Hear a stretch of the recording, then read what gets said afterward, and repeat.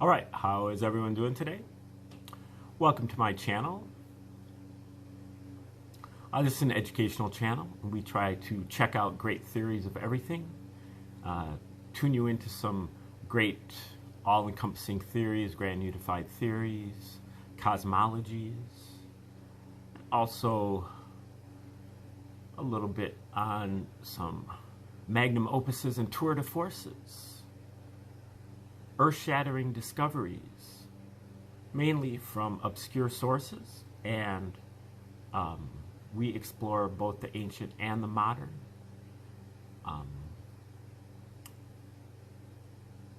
We've done about 300 videos on the ancient Egyptian tree of life and almost 600 videos on the reciprocal system of theory from Dewey Bernard Larson.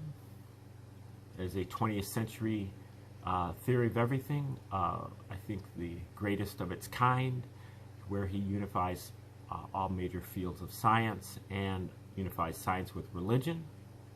Today is our 275th video that we've done on the unit that we're calling the Reciprocal Church, which basically is saying that we are trying to put together spiritual resources, different sources that you can use in your own life to enhance your spiritual life, get closer to the divine, understand your higher self and how to connect, and basically through a syncretic practice. Take a little bit of this and a little bit of that, apply it in your own life. We feel like this is very necessary at this time because all of the Western religions are on a collision course with their own demise. And in that, I'm really talking about Christianity, Judaism, Islam, Satanism, atheism, otherwise known as scientism. And I guess you could throw in the New Age movement as well. I feel like the New Age movement has something going for it, but it's just been so marketed, or the capitalists, nothing wrong with being a capitalist, but just kind of the corrupt capitalists have gotten their hands on it and have just tried to set up a bunch of grifts, but there is some kind of core of reality there. We'll get to that. And we have gotten to that, especially when dealing with Daniel Ingram's book, Mastering the Core Teachings of the Buddha, which are, I think, maybe the first 100 or so videos in this unit. But now we are on to kind of the need for this, putting together all these resources, and we're focusing on the New Testament. And I think if you really do a deep dive onto the New Testament, which for some reason all of the followers of the 17th letter and the truther movement and the diggers and the anons that are out there, doesn't seem like any of them have actually done a deep dive on the Bible. Or perhaps when they think that they're doing a deep dive, that means that you read it more. You get, that you understand what it says more. Well, first you have to step back from it and figure out what it is, where it comes from, who wrote it, and when and why. That's what you would do if you were presented with a, some kind of document that you, saw in the 20th century. Or 21st century that was put out by the government or a media agency or some big pharma group or something like that, then you would immediately be suspecting that it's a spin. It's some propaganda. And you have to approach the New Testament and the Old Testament, but in this case, the New Testament, in that way. And fortunately for me, I didn't grow up with Christianity, but at a certain point in my life, especially maybe even being inspired by some of the diggers and some of the people who really, did deep dives into things. Well, I won't say that. Yeah, I guess I would say that they maybe inspired me to check out the Bible, check out the New Testament, which I had read, when I was in high school or whatever, but didn't understand it. I pretty much read it, because I was afraid I was going to go to hell. But, I wasn't really old enough to really understand what I was reading. But this time I picked it up, 10 years ago or something. And, I was just like, do you really expect me to believe this? This is total propaganda. This is a fairy tale. This is not something that I should be taking at face value. Most of the things that I was reading, I had already read in other sources that were way older than the first century. So that was a red flag right from the start. But I guess it's a little bit different if you grow up in the church and your family is into it and your social life is around it, and in order to kind of question it, it's kind of taboo. But it needs to be questioned, and when it is questioned, and you do some digging, not even very much digging, it becomes, I think, totally obvious that the New Testament was written by the Caesars. It was written by in particular, the Caesars in the Flavian dynasty between 69 and 96 AD. Emperor Vespasian and his two sons, Titus and Domitian. And, whoever was else in their orbit, living in the Caesar's palace at that time, the court historian who was named Josephus, who may or may not have existed. I don't think he really existed, but whoever was playing the role of Josephus or writing under that alias is also the same person who wrote the New Testament. What he did is that he set back the New Testament by 40 years, and he wrote the two stories parallel to each other. One is bouncing off the other one. They're like having a conversation with each other in many ways, especially in certain sections that have been identified by Joseph Atwill as the Flavian signature, where it's like they go in order. You go, as you move through one particular book of the Gospel, in particular the book of Luke, and you move through Josephus's work called War of the Jews, there are parallel after parallel after parallel after parallel, and they're all in the same order. In addition, there are several other different kinds of parallels. One we talk about a lot in particular is that the prophecies that Jesus makes in the New Testament, he makes them in a symbolic manner. He makes them at a certain time and in a certain place.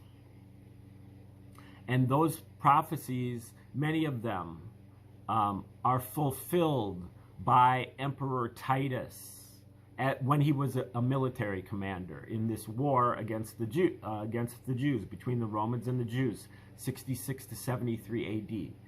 And so the prophecies made by Jesus in the New Testament are fulfilled by Titus in Josephus's War of the Jews, meaning Titus is the second coming of Jesus, according to the history, according to Josephus, who you Christians have anointed as being a, one of the great historians ever, if not the greatest historian ever, even though some of the things that he writes are just clearly, you can't possibly believe that they're true. He talks about it's like called the Sabbatish River or something like that, which only flows 6 days a week and it stops flowing on Sundays. That's it. I've talked to various Christians and they've accused me of magical thinking, in certain aspects. The whole New Testament is magical thinking. But they feel like it's necessary and even called for by Occam's razor because there's no better explanation than supernatural intervention. Well, the Roman origin of the Gospels is that better explanation. It explains everything about the New Testament. And it really leaves nothing unexplained. There are, a few loose ends here and there, but minor. Explains all the major aspects of what's going on.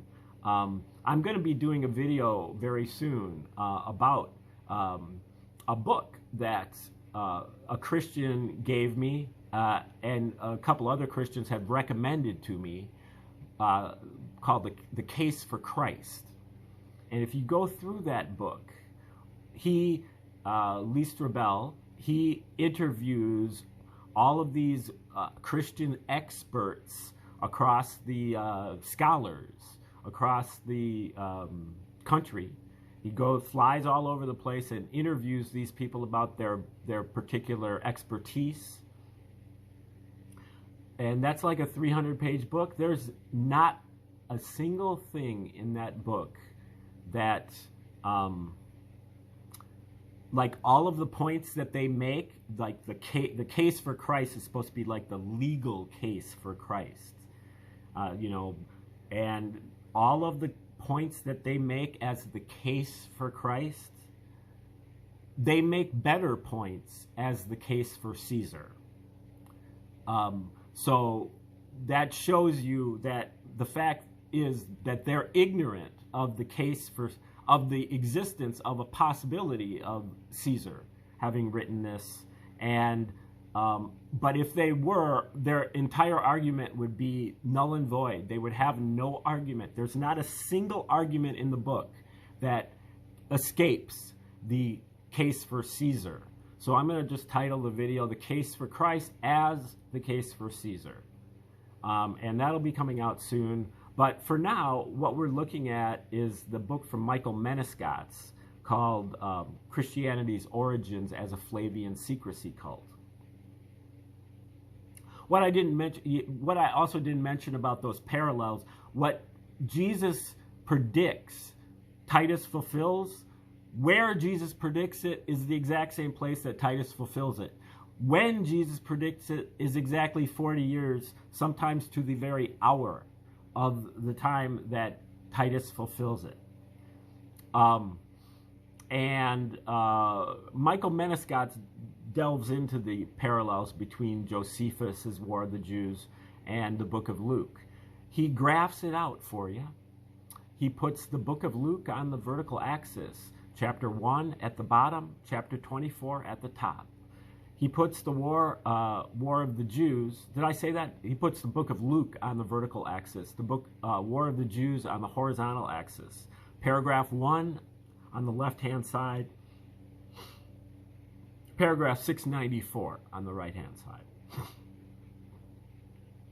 And over the course of his studies, he found an astounding 250 parallels just in the book of Luke between the War of the Jews. And when he graphed them out, every time that there's a parallel, he puts a dot there. And when he graphs it out, you can see it on the thumbnail for this video. It doesn't make just a random pattern. Instead, it makes 5 letters in Latin. APTVS. Obviously, you know Latin is the language of the Roman elite at this time. And incidentally, if you don't know this, both Josephus's War of the Jews and the New Testament are written in Greek, which is the kind of the language of the Roman commoners at this time. And it is a very minor language in Judea, only spoken by the absolute most elite folks there, and which makes it even less likely that the Gospels were written by a bunch of semi-literate followers of Jesus in Judea. But what's even worse is that even if they did write something like that, they would have never been able to publish it, because the Romans had a complete monopoly on publishing at this time.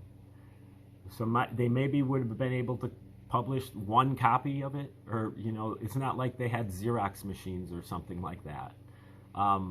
It was extremely time consuming to put together even 1 copy of something. But one author in The Case for Christ even says that there are still over 5,000 copies of the New Testament that are still extant. What that shows is that it was done by the Romans. The Romans had thousands of slaves who were literally human Xerox machines. You know, that's all they did is, you know, slave scribes. The Jews in Judea did not have that. But even if they did that, they would have never been able to disseminate it widely. That requires like a postal system, which is, you know, Paul kind of takes that for granted in the epistles, that, you know, he's writing to the church of whatever, the church of Ephesus, or, you know, of the Thessalonians. He's writing all these letters. Who's delivering these letters?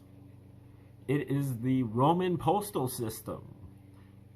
So it's just ludicrous to think that the people that are claimed to have written the Gospels actually wrote them. But when you read Michael Menescot's and you recognize that there are 250 parallels between, and some of them are incredibly strong and devastating parallels, some of them are less so and well hidden, and some of them are, you know, admittedly rather weak, just to kind of fill out the pattern. But that they actually make a pattern, and that pattern is in Latin, and it is 5 Latin letters. What this is basically meaning is that the Roman Caesars actually literally signed their name to the book of Luke, and you still can't get it. Okay, now we're going to start here with Jewish War, paragraph 493, book 4, chapter 5, paragraph 4.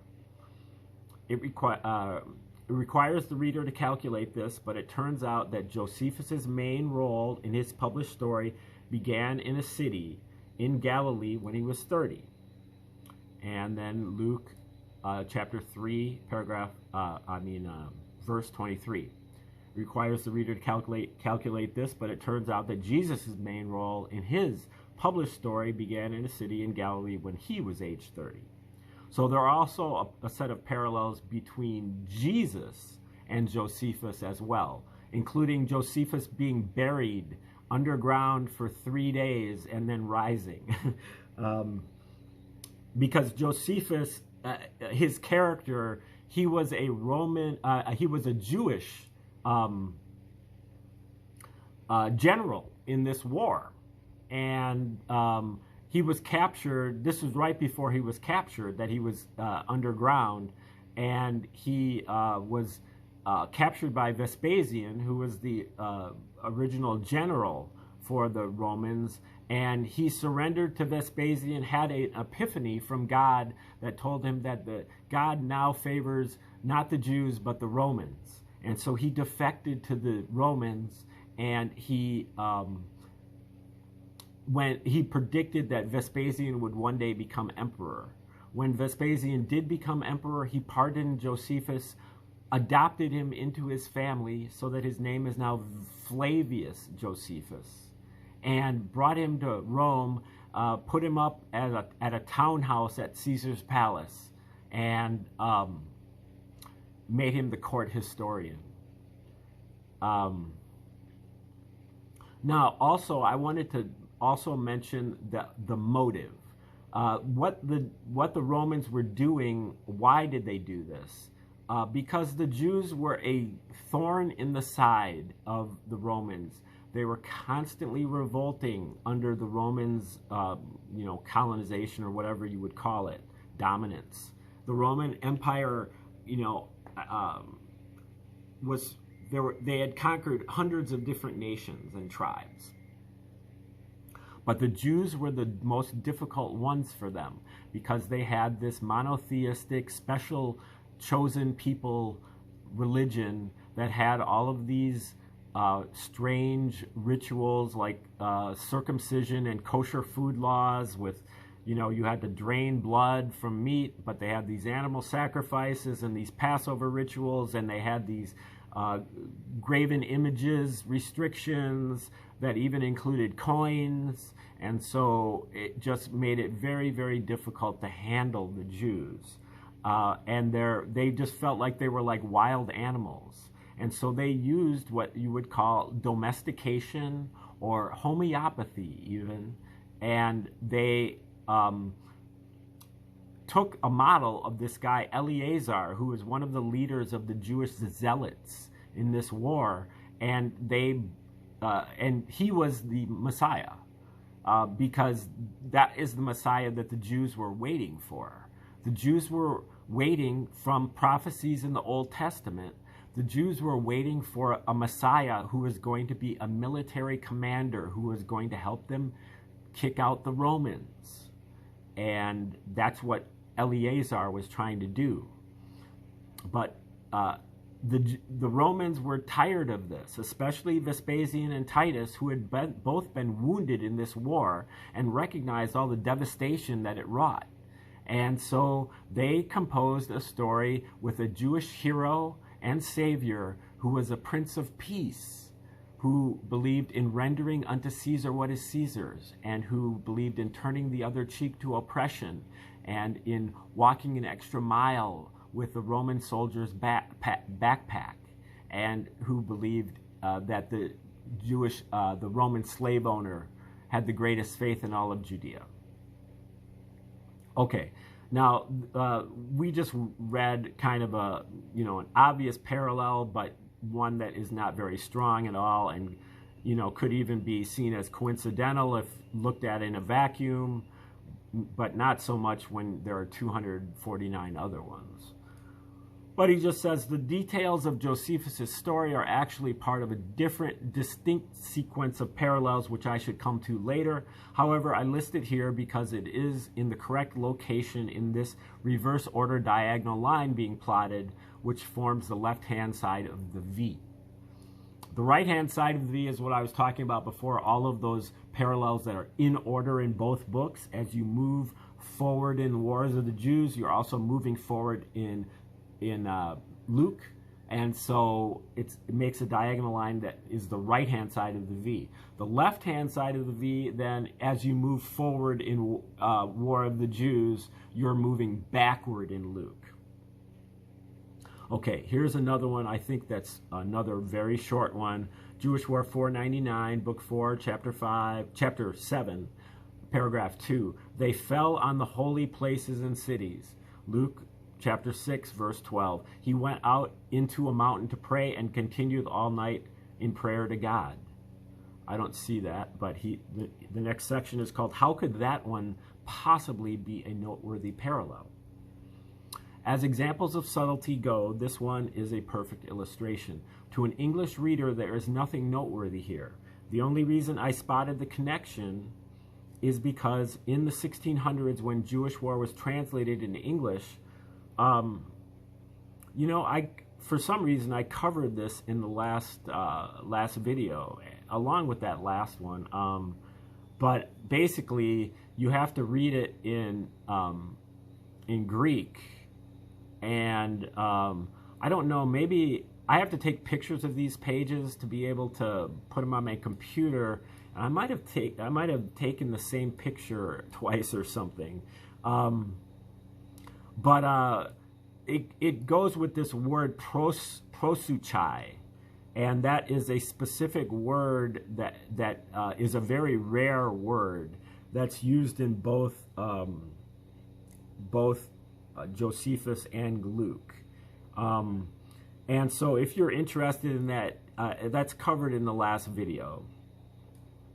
So I'm going to move on to the next page and see if we can get something original there. I'm sorry about that. The last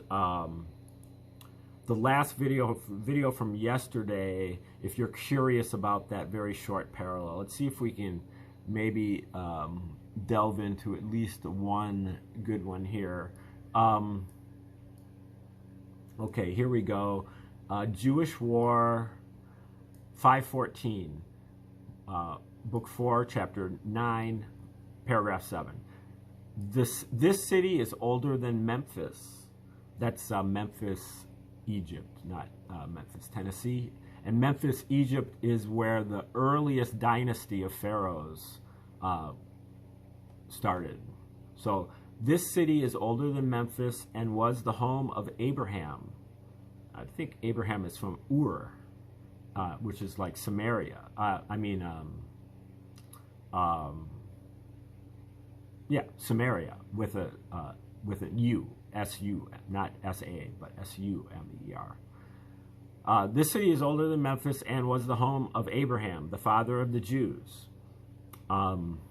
Near there is a terebinth tree, T-A-R-E-B-I-N-T-H.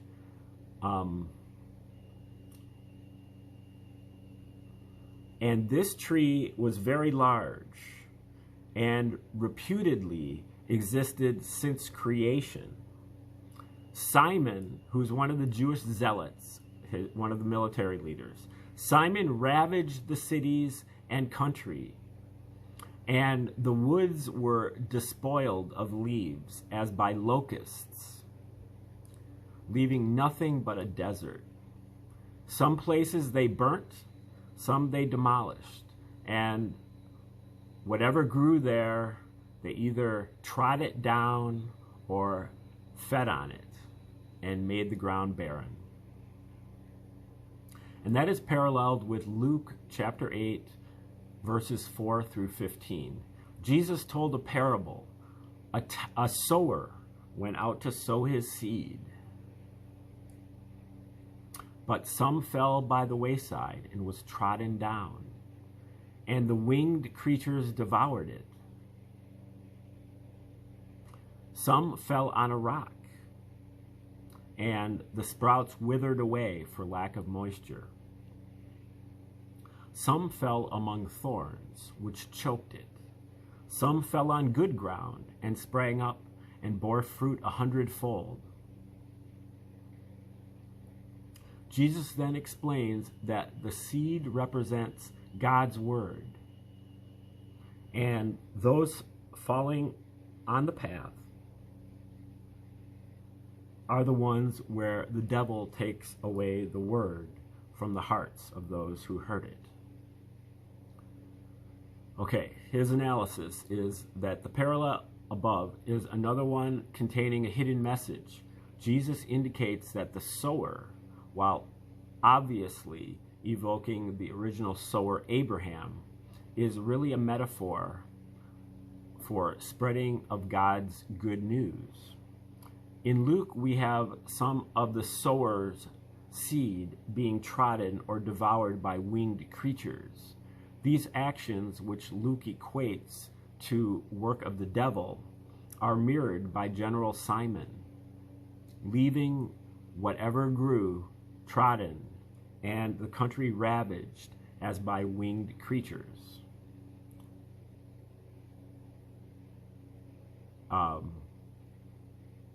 I don't believe it says actually winged creatures in Josephus.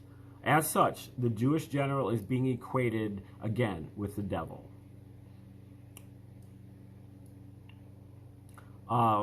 Yeah, well, I don't see that as being terribly strong. Jewish War, 515, Book 4, Chapter 9, Paragraph 8. At that time, the zealots seized Simon's wife and her attendants, but he came to the walls of Jerusalem and rebuked them and killed people, so they sent his wife back. Now, I thought Simon was one of the zealots, but the zealots seized Simon's wife and her attendants. Okay, now that's paralleled by Luke chapter 4, verse 38. And Simon's wife's mother was taken with a great fever, and they besought him for her. He stood over her and rebuked the fever, and it left her, and she arose and ministered to them. The author seems content that some parallels have hidden messages and others are just there to help construct the APTVS pattern. The one above is the latter, again helping form the bottom of the V. Yeah, so that's an obvious parallel, not devastating or anything like that, but there. Okay, the next one, paragraph 520, Book 4, Chapter 10, paragraph 1. Vitellius came with a great many soldiers, and once no spaces allotted for them remained, he filled all the houses of Rome, who, when they found themselves shone round about on all sides with the gold and silver, and had difficulty containing their desire to plunder, and were ready to slaughter all who stood in their way. Luke chapter 4, verse 7. Mary laid her son in a manger, because there was no room for them at the inn. And in the same country, shepherds were in the field watching over their flock by night. The angel of the Lord came upon them, and the glory of the Lord shone round about them, and they were sore afraid. The hidden message in the parallel above is that the glory of the Lord described in Luke is actually Rome's glory. And I wouldn't have gotten that, but I did get the shone round about part, and on all sides, and being sore afraid. Okay. And having no room, no spaces.